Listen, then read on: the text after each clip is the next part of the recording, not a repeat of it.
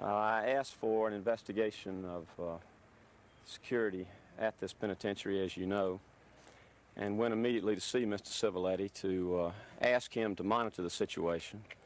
And after the results were in from the investigative team, I asked Mr. Civiletti to come on an unannounced visit to this penitentiary to see for himself the facility and what had been done since the investigative team made his report. So he'll have something to say to you, and we'll be glad to answer any questions.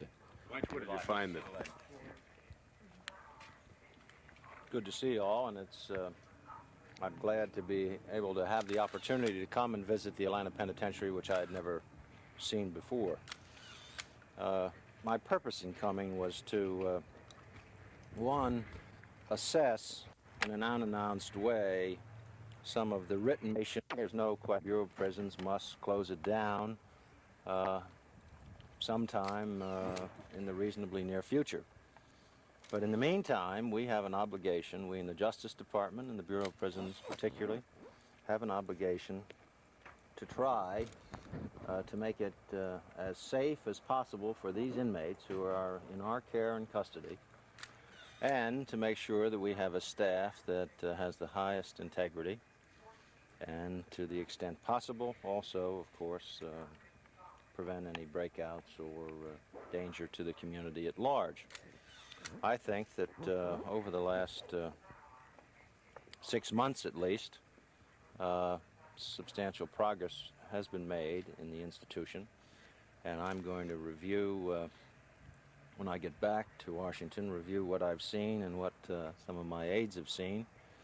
And also, within the next 30 days, the same investigative team that did the original investigation in April will return to make an in-depth, detailed investigation of substance, which I, of course, in simply a 4-hour visit, although it was quite complete, the practices and procedures.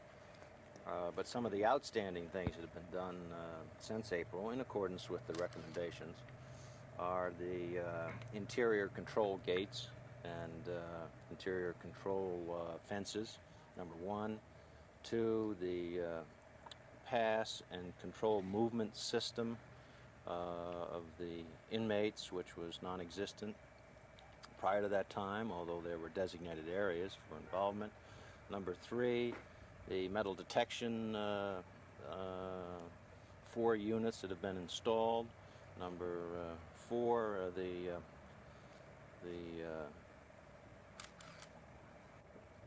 lost my train for a moment. The fourth was not available, and that at least part of the staff was not.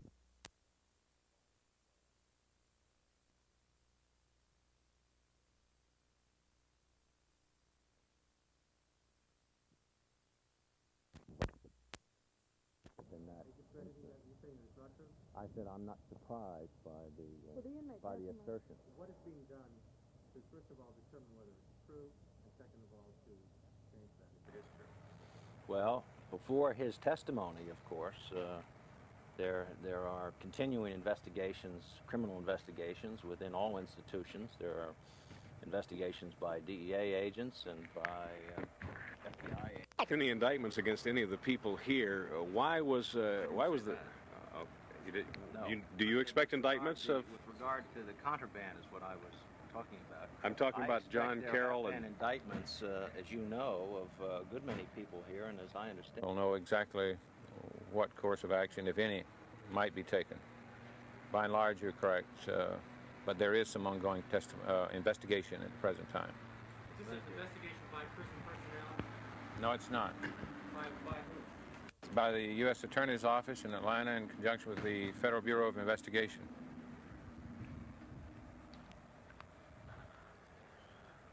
Why so many investigations of this prison? Why you've got everybody? Sam Nunn is doing it. You're doing it. The Justice Department is doing it. Why do they need so many investigations? Why not one coordinated effort? I think that's what it's been. If I could interrupt for a moment, Congressman Fowler brought it to dramatize it in the attention of the Department of Justice. In all fairness to the head of the Bureau of Prisons, he had already started to put together an investigative team, and I think perhaps the team was broadened somewhat at the congressman's suggestion, and the investigation was even more intensive. But there's truly been only one in-depth investigation, and that is the one conducted by the Department of Justice, the Bureau of Prisons, at the stimulation of the congressman. The other investigations are ongoing things that are performed daily or weekly at every institution, every federal institution, when there are allegations of drugs or contraband or offenses inside or outside the institution which fall within either the FBI's jurisdiction or DEA's jurisdiction. And they're not unusual, nor should they be stopped, nor can they be combined. The Bureau of Prisons does not have criminal investigatory jurisdiction power, and the FBI and DEA does not have the power to discipline people inside institutions. What about the Sam Nunn hearing? Was that part of yours? Was that a waste of time then? If there's no charges coming from it, the testimony had already been gathered and then none went public with it, was that a waste? No, I think that that the Congress has an independent mission and duty, independent from charges and from investigations with regard to disciplinary action or criminal action. Part of their function is determine what the facts are from their perspective, independently sometimes, to determine whether or not remedial legislation is necessary, to determine whether additional appropriations are necessary, and to determine whether the executive branch is doing its job in the implementation of legislation which is already on the books. A fourth item, which is not without significance, as you all know, there's a certain duty and appreciation of the public's right to know. And the Congress is free to communicate and to help to communicate facts to the public so that they can make judgments upon issues which are important to their communities and in manners that they can. The Justice Department has a much greater time or more difficult time because we in our proceedings have to continually bear in mind that our actions are frequently due process actions involving very severe consequences to civiletti as a rather than to a whole group conduct.